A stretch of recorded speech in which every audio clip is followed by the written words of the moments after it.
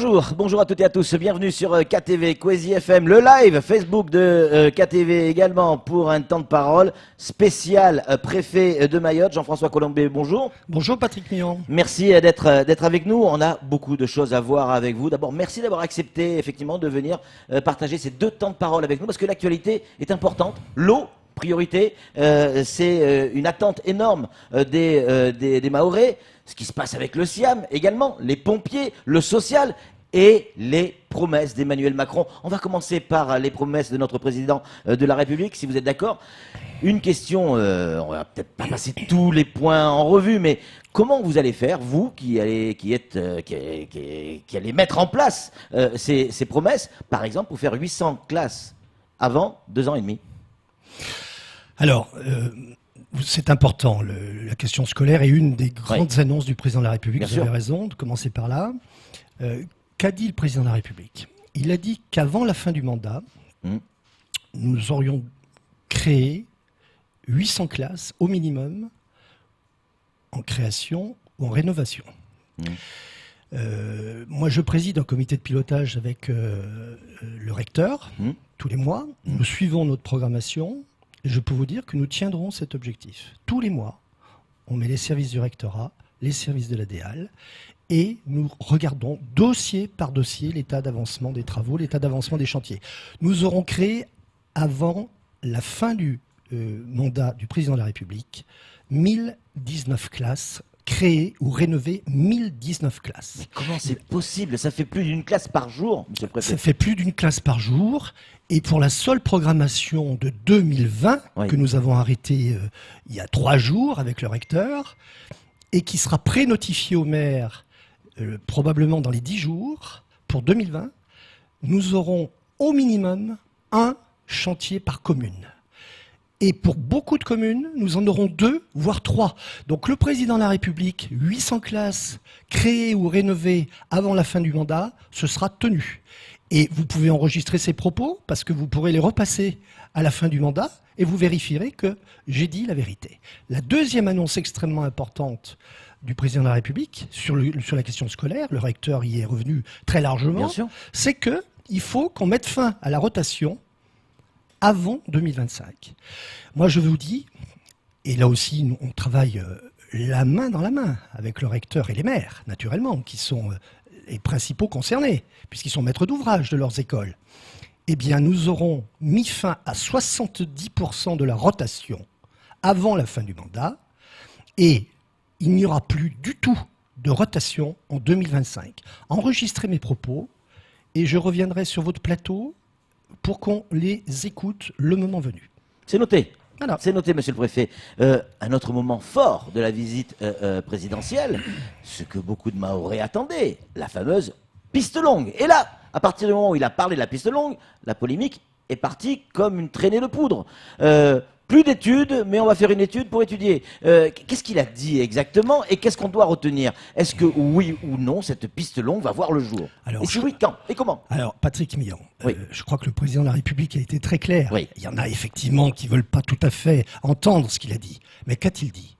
Il a dit, on fera la piste longue. On en a assez des études, on ne va pas faire des études pour savoir si on fait la piste longue, on fera la piste longue. Aujourd'hui, on est au travail. Alors on est au travail d'abord sur les obligations de service public, puisqu'il a évoqué cette question, pour faire en sorte que les familles puissent avoir tout de suite, très rapidement, pour leurs enfants, des tarifs préférentiels. Ça, c'est un premier point. Et la DGAC y travaille. Le deuxième point, c'est qu'il faut qu'on permette une offre plurielle sur l'aéroport de Mayotte. De façon à c'est-à-dire la concurrence, clairement. Disons les mots, la concurrence, absolument, vous avez raison. Et là, il y en a des pistes, notamment avec Kenya, qui va installer 3 liaisons hebdomadaires et qui probablement va passer à 7. Et là, il faut que les nouvelles liaisons qui seront programmées soient avec des correspondances sur le hub de Nairobi, de façon à ce qu'on puisse faire Mayotte-Paris très rapidement. La piste longue. Aujourd'hui, nous sommes en route, nous sommes en mouvement, déjà, au niveau central, au niveau local. Je rencontrerai le directeur général de l'aviation civile la dernière semaine de novembre. Je lui demanderai de dépêcher sur Mayotte, dans les meilleures conditions et dans les meilleurs délais, une mission technique qui pourra passer 2 jours ici, de façon à ce qu'on mette au carré toutes les procédures nécessaires. Et nous allons créer, ça a été demandé par le sénateur Tani, ça a été demandé par le président du conseil départemental, un comité de pilotage ad hoc, spécial piste longue, dans lequel nous trouverons naturellement les élus, l'association des maires, les services de l'État, les collectivités, peut-être aussi les organisations syndicales, les organisations patronales, de façon à ce qu'on puisse travailler sous le regard de tout le monde. Vous voyez ce que je veux dire? Ouais. Un Et comité donc, de pilotage. Transparence, pression. Bien sûr. Pression. Eh oui. Si on n'avance pas, on va nous dire, mais alors, vous en êtes où là? Ouais. Donc la piste longue, le président a été clair, on va la faire. Mm. Et je vais vous dire un truc. Quand je suis allé saluer le président de la République sur le tarmac, lorsqu'il a quitté l'île, On a les images. pour la Réunion, vous avez le son aussi? Ah non. Alors je vais vous en parler. Il m'a dit, monsieur le préfet, toutes les annonces, toutes les annonces que j'ai faites, vous les tenez. Voilà. Et moi, je lui ai fait une promesse.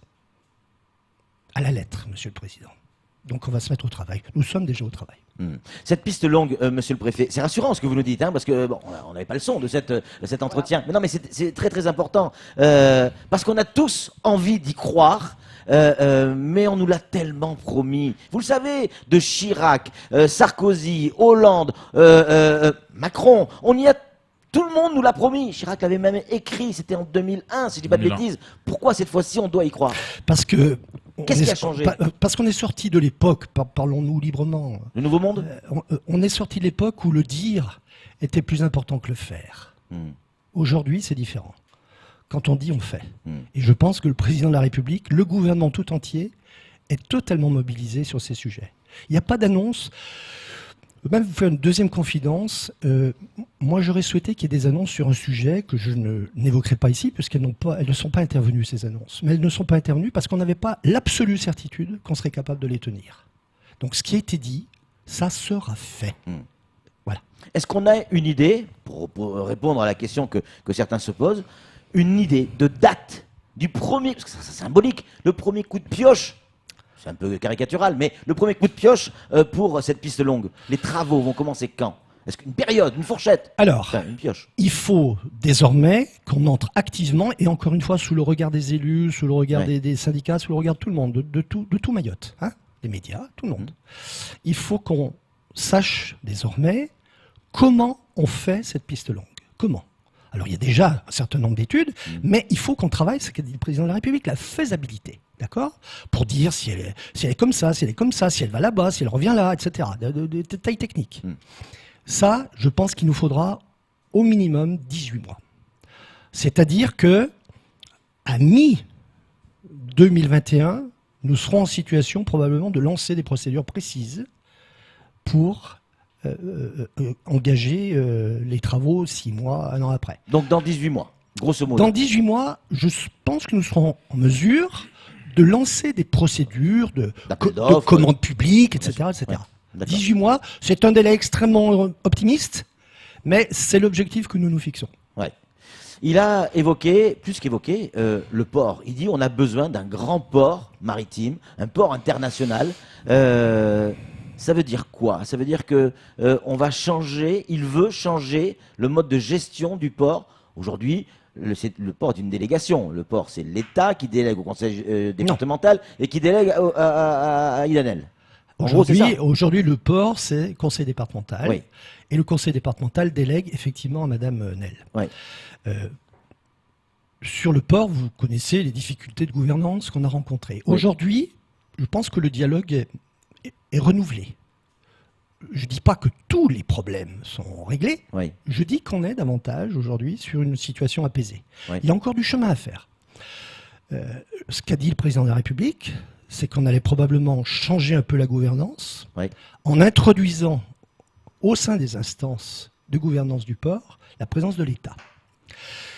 Mais ça veut dire après la présence de l'État, ça veut dire est-ce que ensuite nous irons vers un dispositif complètement étatisé? Je ne sais pas. Aujourd'hui, je vous dis franchement, je ne sais pas. D'accord. Ce que je sais, c'est que l'État va participer probablement aux travaux, aux décisions que le port sera amené à prendre. Mais que nous indique le président de la République lorsqu'il parle d'un grand port dans cette région? Il l'a dit à plusieurs reprises, il faut que Mayotte rayonne sur sa région. Sa région, c'est le canal du Mozambique. Et le président du conseil départemental, d'ailleurs, a une vision très, très profonde de la relation de Mayotte avec les États continentaux du canal du Mozambique. Il y a quand même un projet aujourd'hui, dont tout le monde a entendu parler, qui est le projet gazier. Oui. Il est réel, celui-là? Bah oui, bien sûr qu'il est réel. Il y a 20 milliards d'euros qui vont être investis par les entreprises sur ce projet gazier. Donc sur le canal du Mozambique. C'est ça. Ce projet, il est exactement à 400 km de Mayotte. Ce projet considérable, il a besoin d'un port où on puisse sécuriser dans un pays stable, etc., etc. Enfin, vous connaissez tous les critères, où on puisse installer une base arrière logistique. Ça veut dire des emplois, des centaines, voire des milliers d'emplois. Est-ce que nous allons, nous, Mahorais, laisser partir les Réunionnais pour faire une proposition? Ou est-ce que nous avons, nous, Mahorais, le potentiel de saisir cette opportunité, cette chance historique pour le développement de Mayotte? Je pense que ce qu'avait le président de la République à l'esprit lorsqu'il a évoqué ce grand port de Mayotte, c'est un peu ça. Et moi, aujourd'hui, je vois la DIM, qui fait un travail remarquable, qui se mobilise avec le conseil départemental. Je vois la directrice du port qui fait une offre. Il faut sortir de cette offre minimaliste. Il faut créer un front uni, une task force, une force de frappe. On a les moyens de prendre une grosse part, une belle part de marché, ce marché-là? Mais naturellement. Vous connaissez un autre pays dans le bassin là, qui présente une stabilité politique, qui présente un accueil sanitaire, comme le CHM est capable de le fournir, qui présente éventuellement une offre touristique à développer, mais une offre touristique pour les milliers de salariés qui vont travailler dans quelques années sur ces bases offshore. Regardons les choses. Regardons-les globalement. Formons l'offre de Mayotte. Conseil départemental, service de l'État, entreprises maritimes concernées, le port naturellement, mais pas seul, pas isolé, ensemble dans l'équipe de Mayotte. Et faisons ce pari que nous ne serons pas les passagers clandestins d'une délégation réunionnaise. Faisons ce pari que nous sommes ici, sur ce sujet, en position de force et qu'il faut utiliser ces atouts. Parce que derrière, qu'est-ce qu'il y a ? Hier, il y a des centaines d'emplois sur la logistique. On a 80 000 jeunes qui vont arriver sur le marché du travail dans les 4 ans. On s'en occupe? On se mobilise? On y va? Moi, je suis prêt. Et je prendrai une initiative rapidement pour essayer de mettre tout le monde autour de la table pour savoir si on y va ou si on n'y va pas. Mais moi, je ne veux pas qu'on soit dans les bagages des Réunionnais. Parmi les dossiers, pour certains, oubliés par le président de la République, c'est la culture. Salle des fêtes, salle de concert. Notre jeunesse, vous le dites, tout le monde le dit, 60% de la population a moins de 20 ans. On a besoin de développer notre culture, pas que la culture culturelle, la musique, la danse, le spectacle, le cinéma. Les arts. Les arts, d'une manière générale, vous avez raison, Camar. C'est un oubli ou c'est volontaire? Non, quand vous êtes en voyage officiel, vous allez sur les choses les plus urgentes. Qui nierait que la piste longue est un sujet urgent? Évidemment. Qui nierait que la cohésion sociale est un sujet urgent? Qui nierait que les retraites est un sujet urgent? Donc vous traitez d'abord les sujets urgents, et puis il y en a quelques autres, effectivement. Mais là, vous avez raison. Vous avez raison. Moi, j'ai reçu l'association Art Confondu en début de semaine ou la semaine dernière. On a un gisement d'offres culturelles qui est exceptionnel ici à Mayotte, qui est inconnu, quelquefois même méprisé par nos instances nationales. C'est vrai. On travaille. On travaille, là aussi. Vous savez, des chantiers, il y en a beaucoup. Il faut tous les ouvrir en même temps. Mais on y travaille. Il est 7h26, hein, vous restez avec nous, on va tourner une page de pub. Après, il y aura le journal en français de Léonard Audier, qui va être un peu raccourci. Et puis on reviendra sur cet entretien avec le préfet de Mayotte, sur les promesses d'Emmanuel Macron. Et on parlera aussi des pompiers, on parlera également de l'eau, et on parlera du SIAM, et on répondra aux questions de nos auditeurs par SMS. À tout de suite.